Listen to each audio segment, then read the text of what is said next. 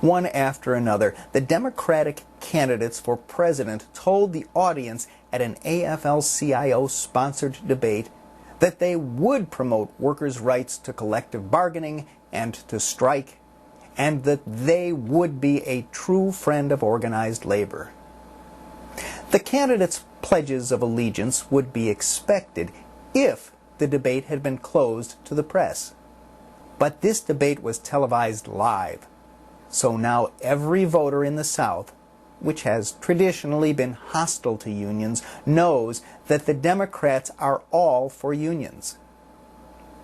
The Republicans have been accusing Democrats of being union sympathizers for years, and for quite a while, Democrats have been reluctant to openly identify themselves as pro-union. They knew that union membership has declined over the past few decades, so they figured there weren't that many unionized voters that they needed to appeal to. They saw that a number of state legislatures had enacted anti-union laws guaranteeing people the right to work without being represented, and they figured this meant the people in those states didn't like unions. They knew that unions had a reputation for being dominated by the mafia, and they realized that a lot of people had been convinced that the reason they were having trouble finding work in the U.S.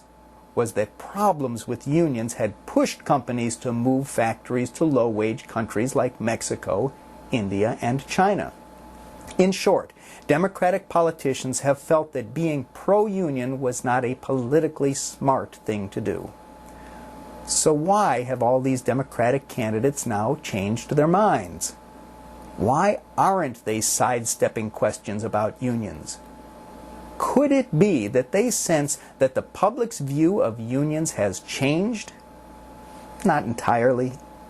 There are still a lot of things a lot of people don't like about unions, and reasons they don't want to join unions. They don't want to pay union dues.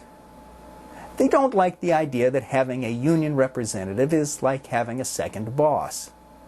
They don't like identifying with people who work in dirty jobs like coal mines and steel mills. The public's view of unions hasn't changed much, but their view of employers has changed drastically. People resent huge corporate executive bonuses. They are fed up with corporations laying people off whenever they feel like it. They aren't happy with the health insurance they are getting or are no longer getting from their employers. They are upset that their pensions are disappearing. In general, they feel like they are getting screwed by corporate America.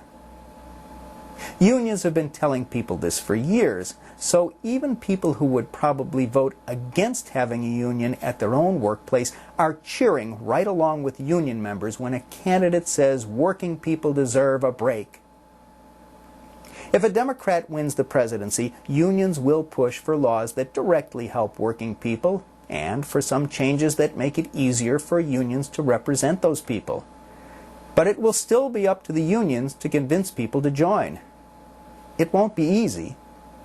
These days, people like to be independent and to think they can do everything themselves. Unions stayed strong after the Great Depression because people remembered how bad things had been and realized that if they didn't stick together, they could get bad again. If things get better for working people under a Democratic president, unions will have to remind people just how bad off working people were when Bush was president and the Republicans controlled Congress. It would probably help if the Bush era had a name. Something to remind people of how Republicans took away their job security, their middle-class wages, their upward mobility. Maybe if we start calling the Bush years the Great Regression, it will help people remember just how bad things were for working people before the Democrats and the unions straightened things out.